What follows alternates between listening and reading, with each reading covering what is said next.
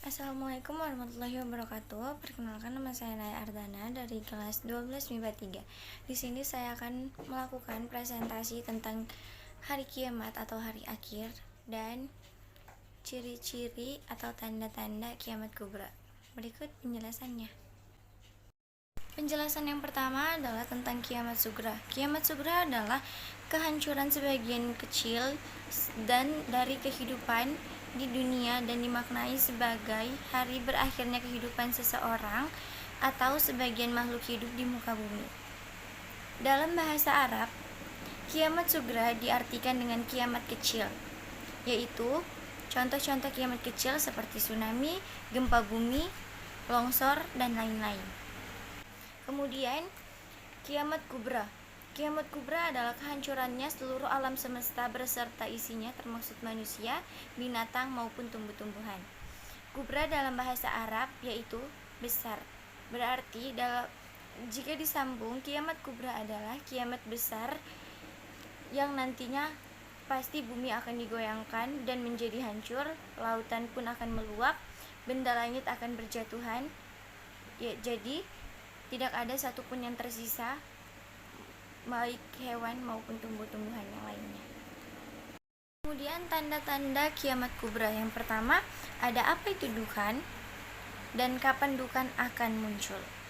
Jadi, duhan adalah asap atau kabut tebal sebelum serangan hari kiamat. Kabut itu akan menutupi dunia dan duhan menjadi fase keempat, fase di mana umat Islam dipimpin oleh diktator. Jadi, duhan dan hujan meteor akan segera tiba. Tanda-tandanya sudah mulai terjadi. Adapun 3 tandanya yaitu banyak muncul penyanyi-penyanyi wanita, banyaknya musik dan alat-alat musik. Yang ketiga, banyaknya orang meminum khamar atau minum-minuman yang dapat memabukkan. Selanjutnya, apa itu Dajjal dan kapan munculnya Dajjal? Jadi, Dajjal adalah seorang tokoh dalam teologi Islam yang akan muncul menjelang hari kiamat. Jadi, Dajjal itu sebenarnya orang kafir yang jahat dan sering menyebar fitnah agar banyak yang bikin ulah dan mengikutinya. Kemudian, kapan munculnya Dajjal? Dajjal bakal muncul pada saat hari kiamat itu akan muncul. Jadi, Dajjal pun muncul, kemudian hari kiamat pun tiba. Selanjutnya, kapan munculnya binatang besar seperti binatang melata?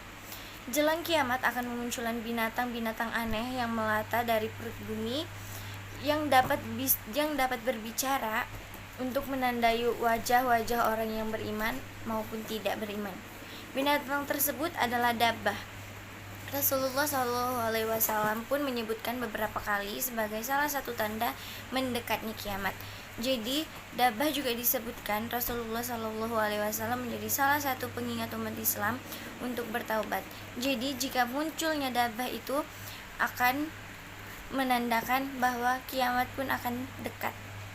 Selanjutnya, kenapa matahari terbit dari barat?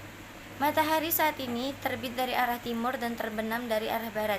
Jadi, jika matahari itu bakal terbit dari barat, maka fenomena ini terjadi jika hari kiamat pun tiba. Rasulullah SAW bersabda, hari kiamat tidak akan terjadi sebelum matahari pun terbit dari barat. Jika ia telah terbit dari barat dan semua umat manusia melihatnya, mereka menjadi beriman semuanya. Pada saat itu, iman seseorang tidak ada manfaatnya jika sebelumnya ia tidak beriman dan tidak mendapatkan kebaikan dari imannya itu. Hadis riwayat Muslim. Hal itu dianggap sebagai salah satu kemukjizatan terbesar dalam bidang astronomi dan bidang ilmu gaib. Jadi, jika matahari itu terbit dari barat, maka itulah tanda-tanda juga kiamat kubra pun muncul. Mengapa Nabi Isa diturunkan untuk membunuh Dajjal? Dalam Al-Quran, Allah Subhanahu wa Ta'ala berfirman, dan karena ucapan mereka orang-orang Yahudi, sesungguhnya kami telah membunuh Al-Masih, Isa putra Maryam, Rasul Allah. Padahal mereka tidak membunuhnya dan tidak pula menyalibkannya. Tetapi yang mereka bunuh ialah orang yang diserupakan atau menyerupai Nabi Isa alaihissalam. dalam Quran surah An-Nisa ayat 157. Nabi Isa alaihissalam berdoa kepada Allah Subhanahu wa taala agar dijadikan makhluk atau umat terakhir di zaman tersebut. Doa itu dikabulkan oleh Allah Subhanahu wa taala. Itulah sebabnya Nabi Isa alaihissalam diberikan umur yang panjang sampai beliau diturunkan ke bumi di akhir zaman nanti untuk menerangkan bahwa agama Islam adalah ajaran yang murni. Keenam adalah apa itu Ya'jud dan Ma'jud. Ya'jud dan Ma'jud merupakan makhluk Allah yang keluar dari akhir zaman yang muncul setelah turunnya Dajjal dan Nabi Isa alaihissalam. Mereka membunuh semua penghuni bumi, lalu mereka menghunjamkan panah ke arah langit untuk membunuh penghuni langit. Mereka merusak apa saja yang ada di sekitar mereka. Jika mereka melewati satu danau, maka air danau itu akan habis karena sifat rakus mereka. Ciri fisik Ya'jud dan Ma'jud antara lain bermuka lebar, bermata sipit, jambul, rambutnya berwarna putih, bentuk wajah mereka seperti tembikar. Ya'jud dan Ma'jud adalah keturunan Nabi Nuh alaihi salam, tepatnya dari garis keturunan Yafid bin Nuh alaihi salam. Kisah Ya'jud dan Ma'jud berhubungan dengan Zulkarnain atau Zulkarnain, di mana Zulkarnain adalah hamba Allah yang paling soleh yang sering melakukan perjalanan dari timur dan ke barat. Yang ketujuh, apakah penenggalaman tersebut terjadi? 3 penenggalaman ini belum terjadi sampai sekarang, seperti tanda-tanda besar kiamat yang lainnya, seperti munculnya Dajjal, pemunculannya Tuhan, jatuhnya bintang-bintang di langit, dan lain-lain. Walaupun sebagian ulama berpendapat bahwa hal itu telah terjadi sebagaimana dipahami oleh Asy-Syarif Al-Barzanji, akan tetapi yang benar bahwa hal itu belum terjadi sampai sekarang. Yang terjadi hanyalah penenggalaman pada berbagai tempat yang berbeda-beda dan terjadi pada zaman yang berjauhan.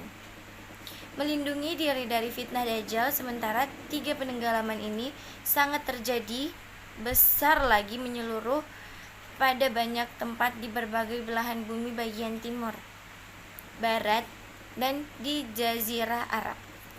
Ibnu Hajar rahimahumullah berkata, dan telah ditemukan penenggalaman itu di berbagai tempat. Akan tetapi, mungkin saja bahwa yang dimaksud dengan 3 penenggalaman adalah sesuatu yang lebih dahsyat daripada yang telah ditemukan, seperti ukurannya dan tempat yang lebih besar. Hal ini diperkuat dengan apa yang disebut di dalam sebuah hadis bahwa penenggalaman itu terjadi ketika banyak kejelekan dan kekejian di tengah manusia dan ketika kemaksiatan merajalela. Yang terakhir, munculnya api dari Yaman dan akan menggiring manusia ke Syam.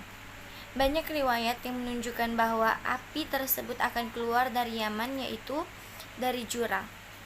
Mungkin saja menggabungkan di antara riwayat ini, yaitu api tersebut keluar dari ujung jurang dan sama sekali tidak bertentangan dengan pengumpulan manusia dari timur sampai barat. Hal itu karena pemulaan keluarnya dari lembah.